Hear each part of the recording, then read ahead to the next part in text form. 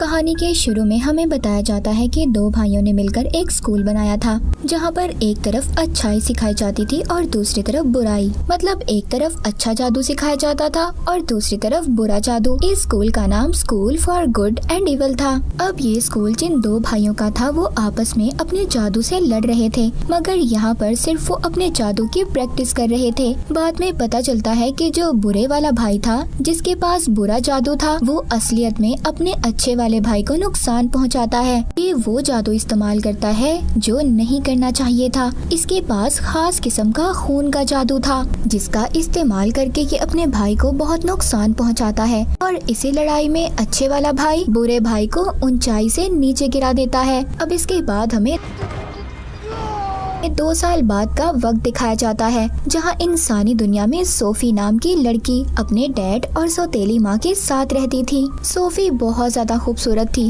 वो परियों की दुनिया में जाना चाहती थी, जहां जाकर वो प्रिंसेस बनना चाहती थी। उधर ही एक और लड़की रहती थी जो सोफी की बहुत अच्छी दोस्त थी, मगर ये बिल्कुल प्यारी नहीं थी। इसके बाल चुड़ैलों जैसे थे, इसीलिए शहर के सब लोग इसको चुड़ैल बुलाते थे। अब ये दोनों बिल्कुल अलग थी, मगर फिर भी इनकी दोस्ती बहुत गहरी थी। अब वो दोनों स्कूल जाती हैं, फिर वो किताबों वाली दुकान पर जाती हैं, जहाँ पर सोफी परियों और प्रिंसेस वाली किताब लेती है, जबकि उसकी दोस्त भूतों और चुड़ैलों वाली किताब लेती है। अब यहीं पर दुकानदार उसको उसी जादुई स्कूल की किताब देती है, जिसे देखकर सोफी उससे पूछती है कि ये स्कूल कहाँ पर है। वो दुकानदार कहती है, मैं नहीं जानती, शायद इस बारे में किसी को भी नहीं पता। ये या तो इसी दुनिया में होगा या फिर कहीं और सारी कहानियाँ भी इसी स्कूल से शुरू हुई थी, जो हम अक्सर किताबों में पढ़ते हैं, वो यहीं से लिखी जाती हैं। मगर सोफी की दोस्त यकीन नहीं करती। वो दुकानदार बताती है, कुछ सालों पहले हमारे गांव की लड़की को भी इसी स्कूल के मॉन्स्टर उठा कर ले गए थे, जिसका आज तक कुछ पता नहीं चला। अब सोफी उस स्कूल के बारे में इतना कुछ सुनकर ये वहाँ पर जाना चाहती थी। वो एक खत लिखती है और उसको एक पेड़ पर लगा देती है, जिसके नीचे वो अपना और अपनी दोस्त का नाम भी लिख देती है।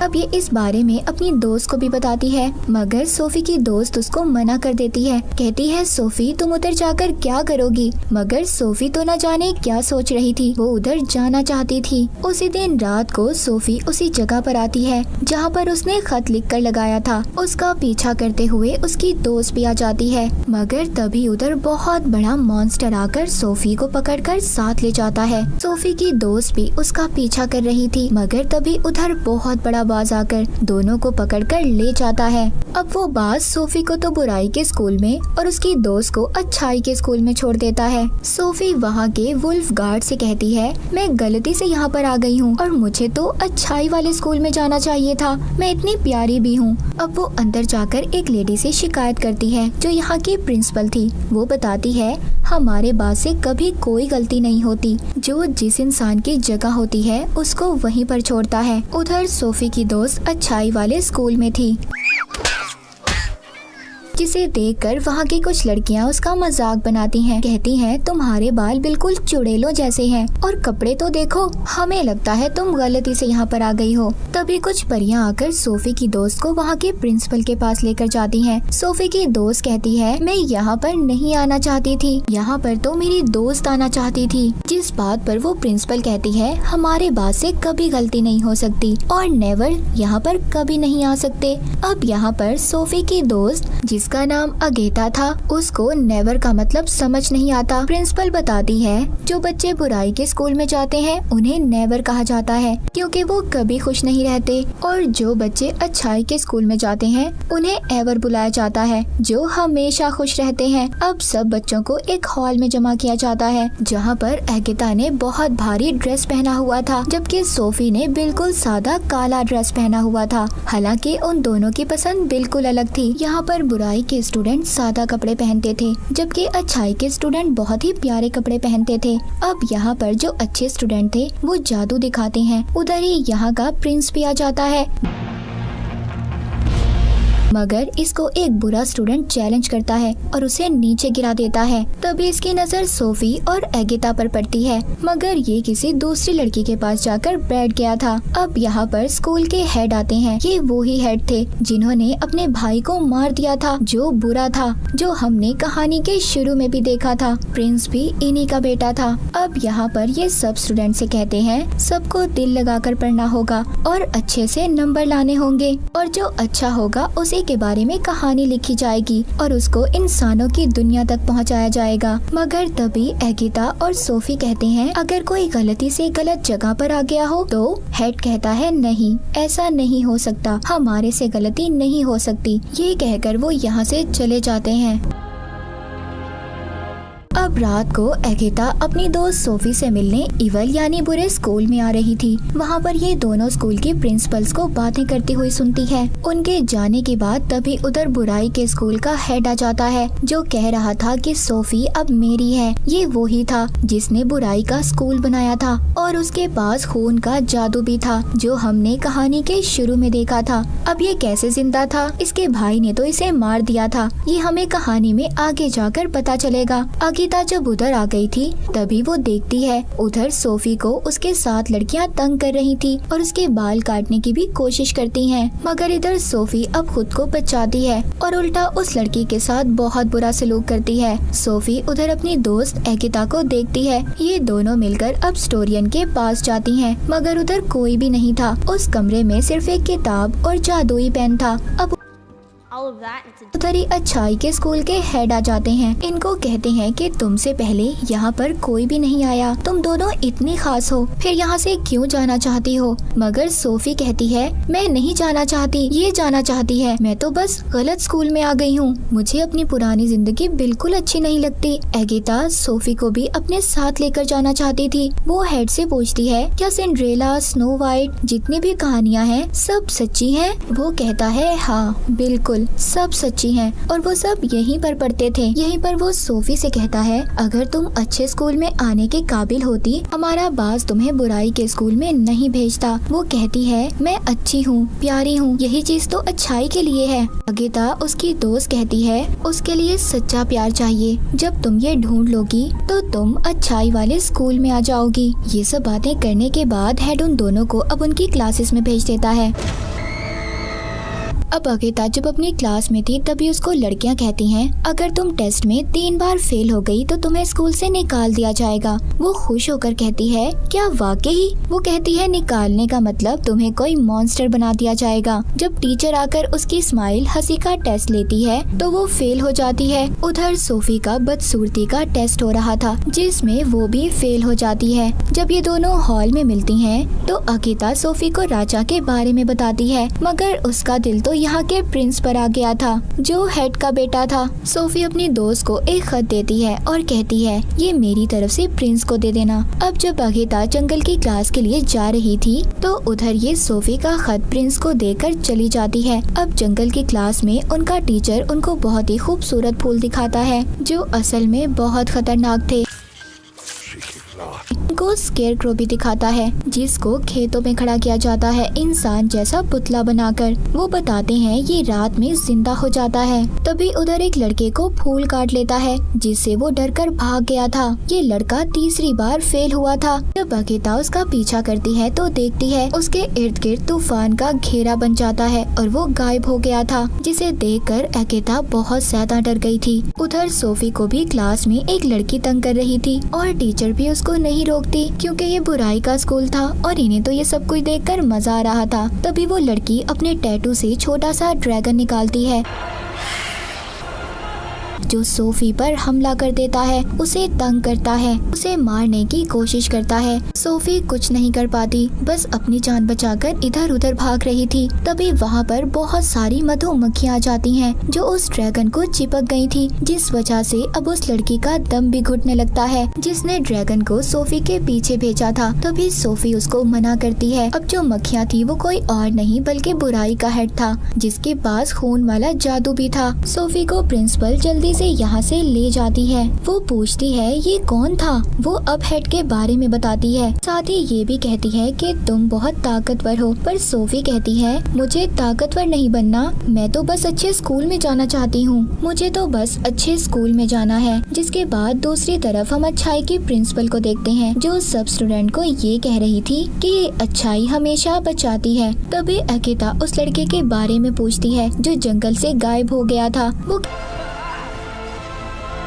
कहती है ये स्कूल का रूल है और ये कहकर वो उसे चुप करवा देती है। अब वो बताती है कि साथ ही नहर में एक मछली है जो सबकी ख्वाहिशों को पूरा करती है, तो आप सबको अपनी अपनी ख्वाहिश को उसे बताना होगा। जब अगिता की बारी आती है तो ये मांगती है जो लोग अपने घर जाना चाहते हैं वो आराम से जा सकें। तभी वो मछली एक लड़की में बदल जाती है। वो कहती है आज तक ऐसा किसी ने कुछ नहीं मांगा, तुमने बिल्कुल वही चाहा जो मैं चाहती थी, इसीलिए तुमने मुझे जादू से आजाद कर दिया। मुझ पर जो जादू टेस्ट में फेल होने की वजह से किया गया था। ये कहकर वो गायब हो जाती है। तभी उधर बास आता है जो अगिता और सोफी को यहाँ पर लाया था। जब अगिता के पास आता है तो ये समझ गई थी ये वो ही लड़का था जो जंगल में गायब हुआ था, उसको अब बास बना दिया गया था। तभी उधर प्रिंस आकर उसे तलवार से मार देता है, ये समझकर कि शायद ही अगिता को मारने वाला था। गुस्से में अगिता प्रिंस के मुंह पर मुक्का मारती है कि उसने बास को क्यों मारा।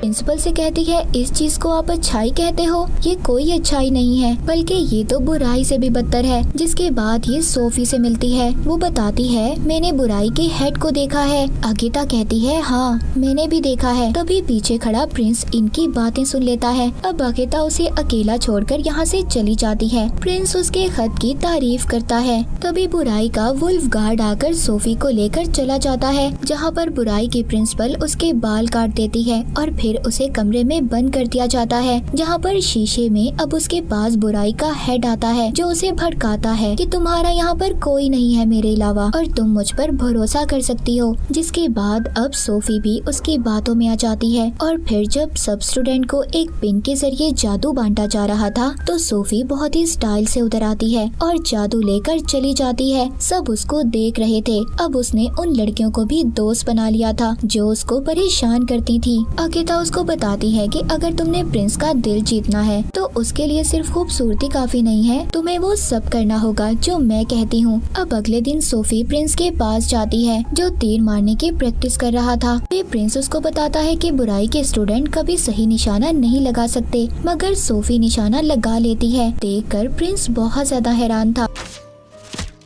असल में वो निशाना अगिता के जादू की वजह से लगा था। अब प्रिंस सोफी को अपनी रानी बनाने के लिए चुन लेता है, मगर ये बात किसी को भी अच्छी नहीं लगती। अगिता कहती है जो सच्चा प्यार होता है वो कभी दूर नहीं होता। अब वहाँ पर एक मास्टर कहते हैं ठीक है, इस बात का पता तब चलेगा हम इन दोनों को जंगल में अलग अलग छोड़ देंगे। अगर इन दोनों ने एक दूसरे को ढूंढ लिया तो इनका प्यार सच्चा है, हम भी फिर इनको कभी अलग नहीं करेंगे। अब रात को इनको जंगल में छोड़ दिया जाता है, लेकिन सोफी को उस जंगल के बारे में कुछ भी नहीं पता था। वो उन्हीं खूबसूरत फूलों के पास चली जाती है जो उसे काटने लगते हैं। उसके डर से वो अब स्केयरक्रो के पास पहुंच जाती है। रात को जिंदा हो जाता था। वो डर के मारे चिल्ला रही थी। तभी उधर अगिता अपने जादू से कबूतर बनकर अपनी दोस्त की मदद करने आ गई थी। तभी उधर उन्हें प्रिंस की आवाज आती है। अब अगिता खुद छुप जाती है और सोफी को उसके पास भेजती है, मगर उस स्केयरक्रो की वजह से प्रिंस की जादुई तलवार नीचे गिर गई थी। स्केयरक्रो उसे बहुत ज्यादा मार रहा था। अगिता सोफी को इशारा करती है कि तलवार उठाओ, प्रिंस को दो, मगर वो डर की वजह से कुछ नहीं करती। अब जब प्रिंस मरने वाला था, अगिता खुद आ जाती है और उसकी तलवार उठाकर उसे दे देती है, जो स्केयरक्रो को मार देता है। प्रिंस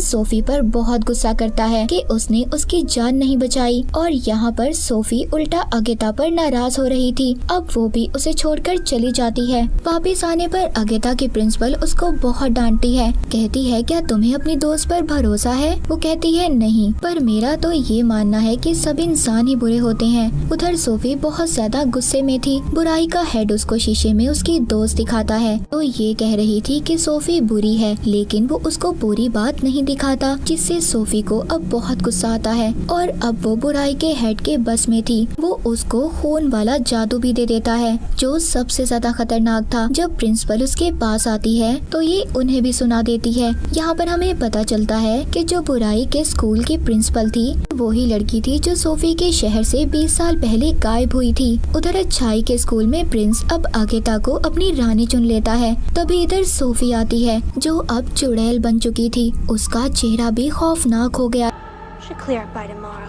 था। सब उस खून वाले जादू की वजह से था और कहती है तुम्हारी रानी तो मैं ही बनूंगी। ये कहकर चली जाती है। तभी उधर ये देखते हैं कि सोफी ने अपने जादू से वहाँ के सभी गार्ड टीचर्स को छोटे छोटे खिलौनों में बदल दिया था। अब ये देखकर प्रिंस बुराई के स्कूल पर हमला करने चला जाता है, मगर उधर इसके जादू और हमले को सोफी रोक लेती है और उन पर उल्टा हमला कर देती है। अब यहाँ पर जो बुराई के स्टूडेंट थे वो खूबसूरत होने लगे थे और अच्छाई के स्टूडेंट में बदल रहे थे, जबकि अच्छाई वाले बुराई में बदल रहे थे और बदसूरत हो जाते हैं। अब यहाँ पर सबके दरमियान में लड़ाई होना शुरू हो जाती है। अगेता सोफी के पास जाती है, उसे रोकती है, कहती है प्लीज ये सब रोको, ऐसा मत करो। तभी सोफी उधर कमरे में जाती है जहाँ पर जादुई किताब और पेन था। ये यहाँ पर अच्छाई के हेड को मारने आई थी, पर तभी ये देखती है जो अच्छाई का हेड था वो बुराई के हेड में बदल जाता है जिसने इसे जादू दिया था। अब वो बुराई का हेड कहता है मैं तो शुरू से ही जिंदा था, मैं ऊंचाई से गिरा तो मैंने वापस आकर अपने भाई को मार दिया था